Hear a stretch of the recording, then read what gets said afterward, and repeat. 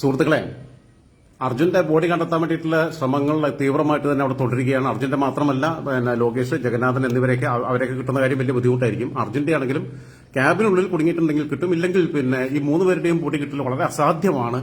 മണ്ണിൽ പൊതഞ്ഞതാണെന്നുണ്ടെങ്കിൽ അത് കവളപ്പാറയിലെ പോലെ തന്നെ ആയിരിക്കും. കവളപ്പാറയിനേക്കാൾ തീക്ഷണമായിട്ടുള്ള അവസ്ഥയാണ്. കവളപ്പാറ എന്ന് പറഞ്ഞ കാര്യം അവിടെ ഇങ്ങനെ കുത്തിയൊരിക്കുന്ന വെള്ളമൊന്നും ഉണ്ടായിരുന്നില്ല. അവിടെ വീണ്ടും ഈസി ആയിരുന്നു. എനിക്ക് തോന്നുന്നു ഇങ്ങനത്തെ ദൗത്യസംഘം വന്നിട്ട് പിന്നീട് സ്റ്റോറിയേറ്റ് ചെയ്യാം. ഇപ്പോഴുള്ള സ്ഥിതി എന്താണെന്ന് വെച്ച് കഴിഞ്ഞാൽ ഈശ്വർ മൽപ്പെ 10-20-25 കാൽ നൂറ്റാണ്ട് കാലത്തെ വെള്ളത്തിൽ മുങ്ങിക്കളിച്ച് ജീവിച്ച ഒരാളാണ്. അങ്ങനെ ഒരുപാട് ദൗത്യങ്ങൾ ഏറ്റെടുത്തിട്ടുള്ളതാണ്. അതെല്ലാം വിജയകരമായി പൂർത്തീകരിച്ചിട്ടുള്ളതാണ്. അങ്ങനെയുള്ള ഈശ്വർ മൽപ്പെ അദ്ദേഹം വളരെ സാഹസികനായിട്ടുള്ള ആളാണ്. അദ്ദേഹം 3 തവണ ഡൈവ് ചെയ്തു. 4ാം തവണ ഇപ്പോൾ ഡൈവ് ചെയ്യാൻ വേണ്ടി പോവുകയാണ്. ക്യാബിനടുത്ത് എത്താനും, കാരണം സീറോ വിസിബിലിറ്റിയാണ്, നമുക്കറിയാം, ഒന്നും കാണാൻ കഴിയില്ല. എന്നാൽ തന്നെയും ക്യാബിനുള്ളിൽ കയറിയിട്ട് അർജുന്റെ ബോഡി അതിനകത്തുണ്ടോ എന്നുള്ളത് തരാൻ വേണ്ടിയിട്ട് അദ്ദേഹം 3 തവണ ഡൈവ് ചെയ്ത് 2 തവണ ഡൈവ് ചെയ്തപ്പോഴും താഴോട്ട് പോകാൻ പറ്റാതെ അടി കൊടുക്കുക അത്രയും ശക്തമായിട്ട്. ഞാൻ പറഞ്ഞല്ലോ, 6 നോട്ട്സിന്റെ താഴേക്ക് ഇതുവരെ ഈ വെള്ളത്തിന്റെ ഒഴുക്ക് കുറഞ്ഞിട്ടില്ല.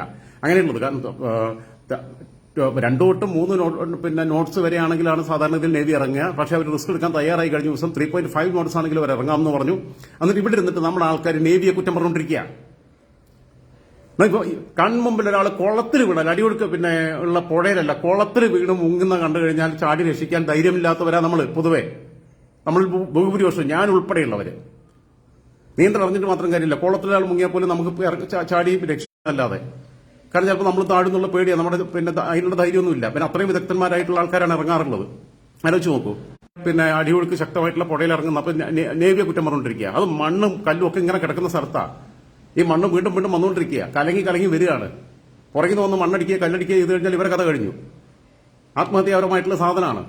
എന്നിട്ട് ഇവിടെ ഇരുന്ന് നേവിയൊക്കെ ന്യൂസ് ചാനലുകളുടെ ഇതിന്റെ അടിയിൽ വന്നിട്ട് കമന്റ് എഴുതുക. ഇന്ത്യൻ നേവി എന്തിനു കൊള്ളാം, ഇന്ത്യൻ നേവി പിരിച്ചുവിടണം.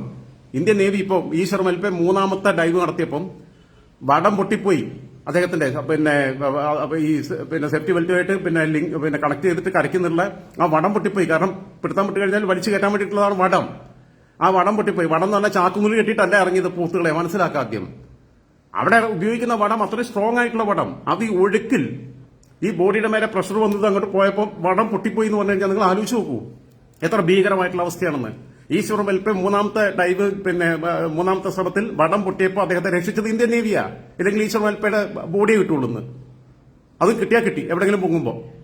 ഈശ്വർ മൽപ്പയെ രക്ഷിച്ചത് 25 വർഷത്തെ പാരമ്പര്യമുള്ള അദ്ദേഹം ഇപ്പോൾ 4ാമത്തെ ഡൈവിന് വേണ്ടിയിട്ട് പോവുക. 4ാമത്തെ ഡൈവിന് ട്രൈ ചെയ്യാം കുറച്ചും കൂടി. അദ്ദേഹം എന്തായിരുന്നാലും വളരെ വിൽ പവർ കൂട്ടി അവിടെ നിൽക്കുന്നുണ്ട്, തളർന്നിട്ടില്ല. 3 മിനിറ്റ് വരെ ശ്വാസം പിടിച്ച് വെള്ളത്തിനടിയിൽ നിൽക്കാനുള്ള കഴിവുള്ള ഒരാളാണ് ഈശ്വർ മൽപ്പെ. കാരണം നിരന്തരമായ പ്രാക്ടീസും ഉണ്ട്. നിത്യാഭ്യാസി ആനയെടുക്കും നമ്മൾ പറയാറുണ്ട്. ഇവിടെ ഇരുന്ന് നേവിനെ കുറ്റം പറയാം, ആർമിനെ കുറ്റം പറയാന്ന് പറഞ്ഞു കഴിഞ്ഞാൽ അത് കൂടുതലും ഈ സുഡാപ്പികളും കമ്മികളുമാണ്. അവർക്കെന്താ വെച്ചാൽ ഇന്ത്യ തകർന്നു, ഇന്ത്യയെ കൊണ്ടൊന്നും പറ്റില്ല. സുഡാപ്പിയക്ക് അഫ്ഗാനിസ്ഥാനാണ് ലോകത്തെ ഏറ്റവും മികച്ച രാജ്യം, താലിബാൻ.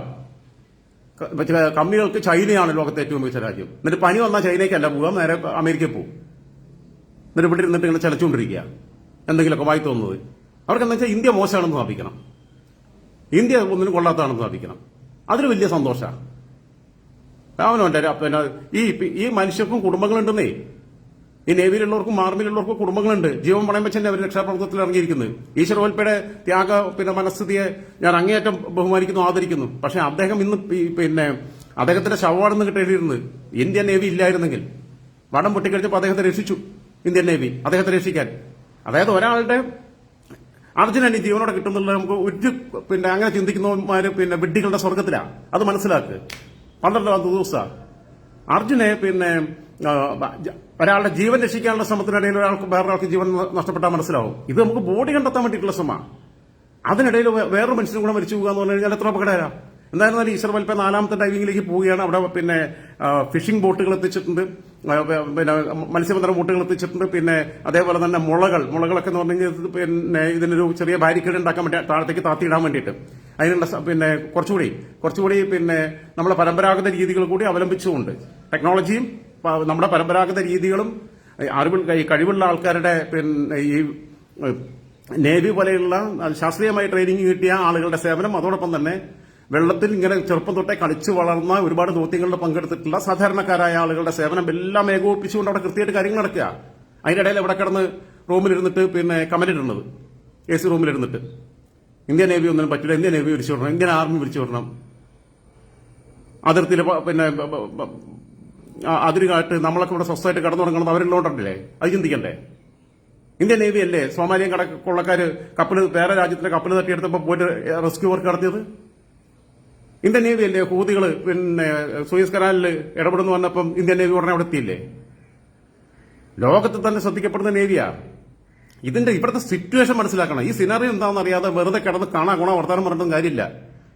എന്തായിരുന്നാലും ഈശ്വർ വൽപ്പയ്ക്ക് പിന്നെ അടുത്ത 4ാമത്തെ ഡൈവിൽ ലക്ഷ്യം പൂർത്തീകരിക്കാനാവട്ടെ. അർജുന്റെ ബോഡി അതിനകത്ത് ഉണ്ടായിരിക്കട്ടെ എന്നാണ് ഞാൻ പ്രാർത്ഥിക്കുന്നത്. കാരണം അതിനകത്തില്ലെങ്കിൽ, ക്യാബിനകത്തില്ലെങ്കിൽ പിന്നെ അത് കിട്ടാനും അന്തിമ കർമ്മങ്ങൾ നടത്താനോ കുടുംബത്തിന് അവസരം പോലും കിട്ടാത്തൊരവസ്ഥയിലേക്ക് എത്തും. അങ്ങനെ ഉണ്ടാവാതിരിക്കട്ടെ.